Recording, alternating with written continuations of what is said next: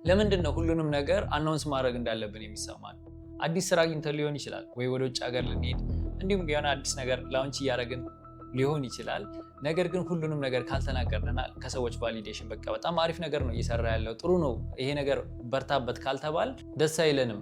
ሁልጊዜ ሰዎችን ቫሊዴሽን እንጠብቃለንና ያ ነገር ደግሞ የራሱ ፕራይዝ አለው፣ የራሱ መጥፎ ጎኖች አሉት። ብዙ ጊዜ የሆነ ነገር ይሄን ነገር ከተናገርኩ በቃ አይሳካም እንላለን። ለምንድነው እንደዛ የምንለው?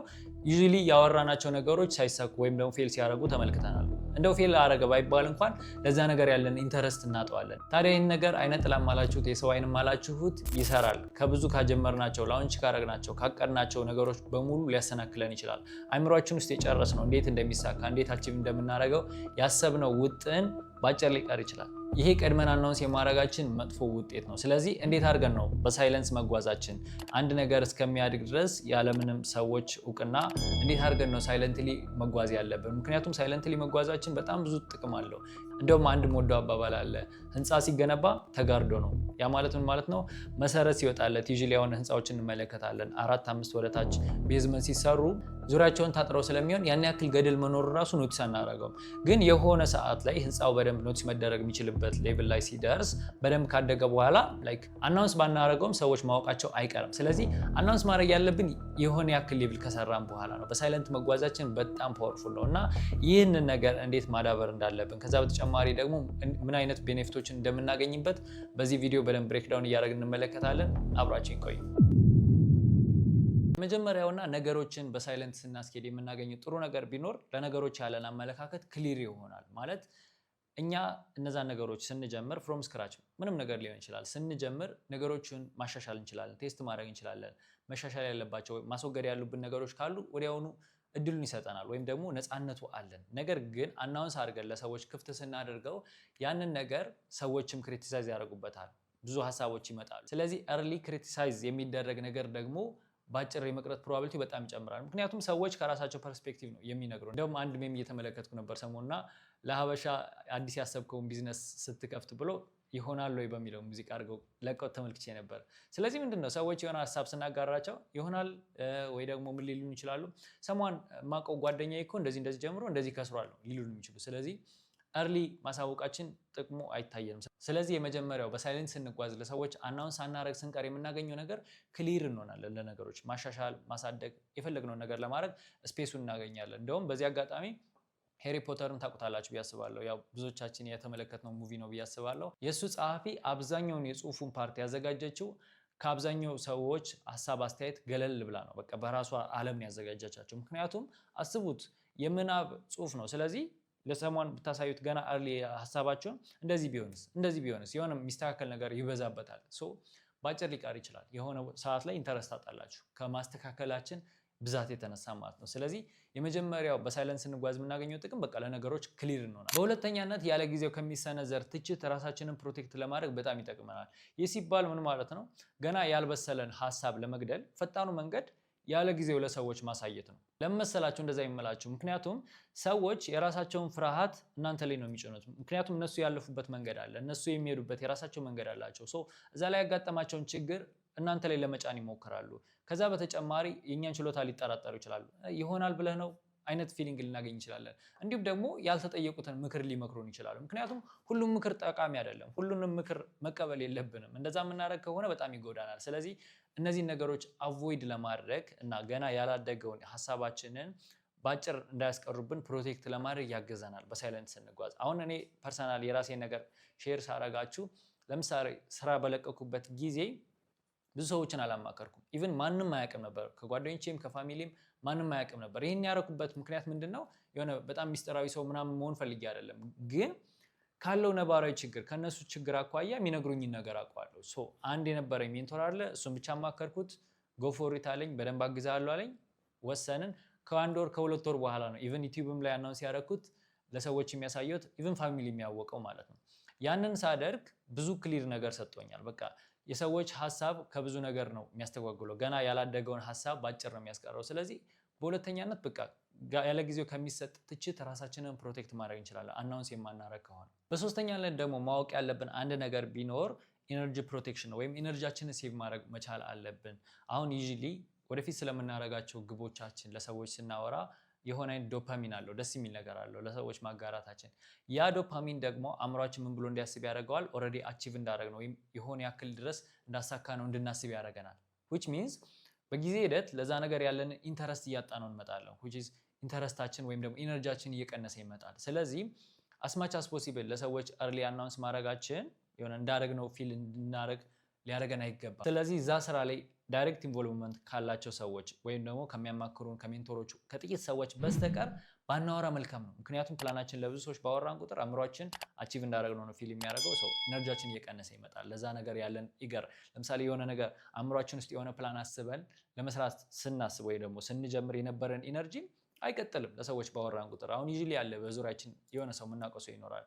ላይክ ኤቭሪ ታይም አዲስ ፕላን ነው የሚያወራል። እንደዚህ አስቤ እንደዚህ ልሰራ እንደዚህ አቅጄ ግን የሆነ ውጤቱን አንመለከተውም። ለምን ሲባል ኢቭን ያ ሰው ኦቨር ታይም ኢንተረስቱን ያጠዋል። ለሰዎች ባወራን ቁጥር ኢነርጂያችን ይቀንሳል፣ ለዛ ነገር ያለን ፍላጎት ይቀንሳል።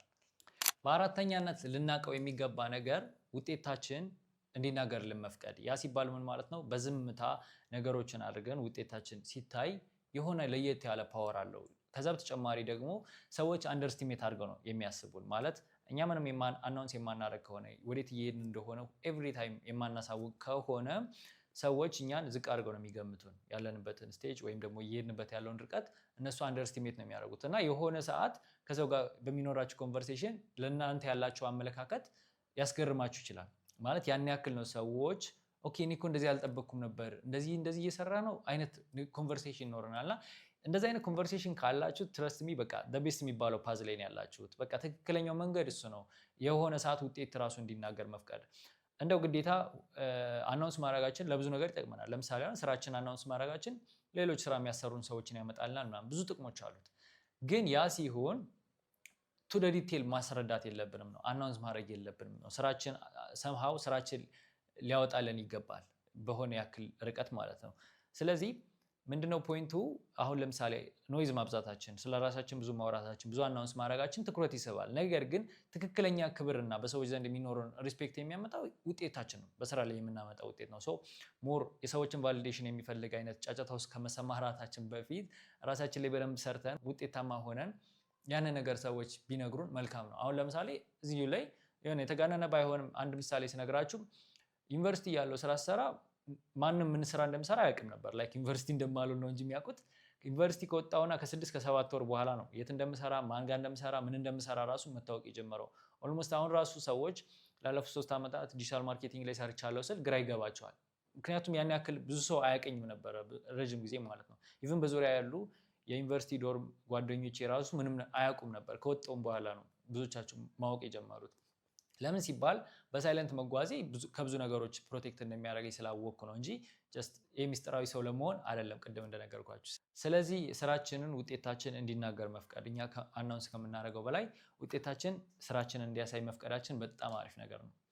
በአምስተኛነት ደግሞ በዝምታ በሚገኙ ድሎች ወይም አቺቭመንቶች በራስ መተማመናችን መገንባት። በራስ መተማመን የሚመጣው እኛ ያስቀመጥናቸውን በተለይ ደግሞ ለራሳችን የገባነውን ቃል ሳይለንትሊ ያንን ነገር አቺቭ ማድረግ ስንችል ነው። ማለት ማውራታችን አይደለም በራስ መተማመናችን የሚጨምረው። አሁን ዩዥሊ ይሄ ነገር ብዙዎቻችን ኮንፊውዝ እናደርገዋለን፣ ኢቭን እኔንም ጨምሮ። ለራሳችን አፊርም ማድረጋችን፣ የተለያዩ ነገሮችን መሞከራችን ኮንፊደንስ እንደሚያመጣ እናስባለን። ወይም ለራሳችን ያለን አመለካከት ጥሩ ስለሆነ ብቻ ኮንፊደንት የሚኖረን ይመስለናል። ግን እንደዛ አይደለም።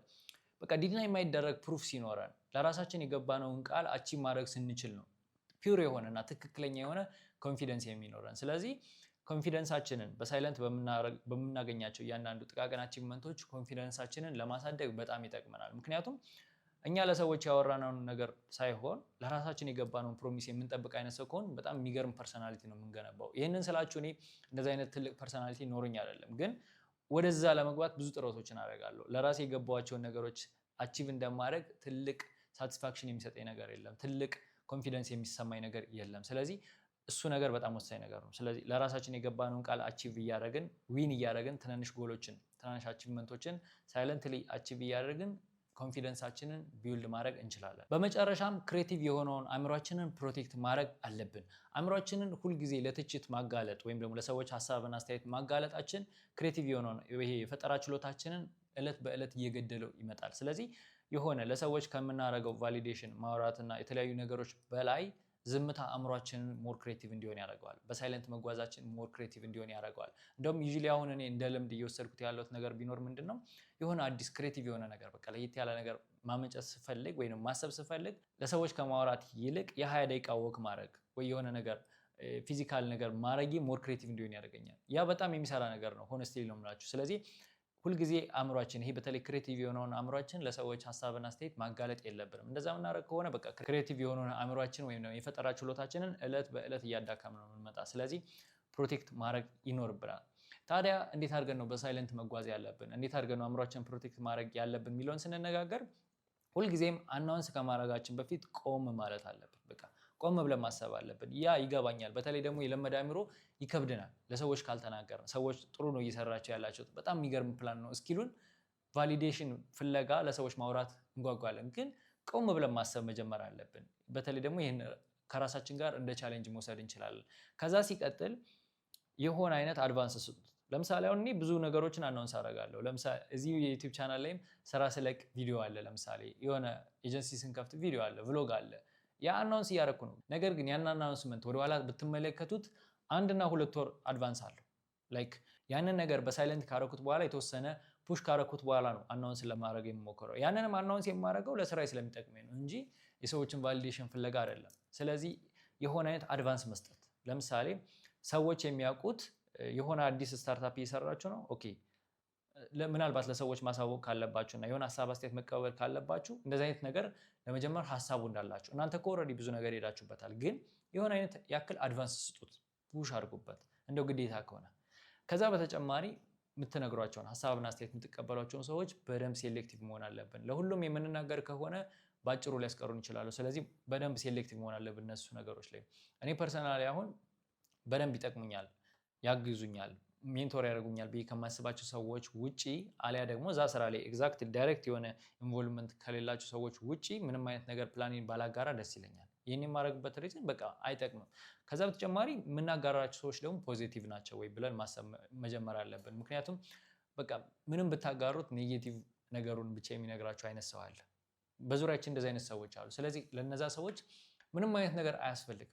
አይስዌር ይህንን ነገር በደንብ ሲሪየስሊ ውሰዱት። በዙሪያችን በቃ ሁሉንም ነገር ኔጌቲቭ ሳይዱን የሚነግሩን ሰዎች አሉ። ስለዚህ ከነሱ አይነት ሰዎች መራቅ አለብን። እንደው ምንም መናገራችን ራሱ ጥቅም የለውም። ስለዚህ የእኛን ጥሩ ጎን የሚያዩ የእኛ እድገት ደስ የሚላቸው እኛ ፑሽ ማድረጋችን የሚያስደስታቸው ሰዎችን ብቻ ሴሌክት አድርገን ከነሱ ጋር ብቻ ነው የሆነ አይነት አስተያየት መቀበል ያለብን። ሰው እነዚህ ነገሮች በማድረግ አእምሯችንን፣ ሀሳባችንን፣ ፕሮጀክታችንን ያቀድነውን ነገር ሁሉ ፕሮቴክት ማድረግ አለብን። የዛሬው ቪዲዮ መልእክቴ ነው።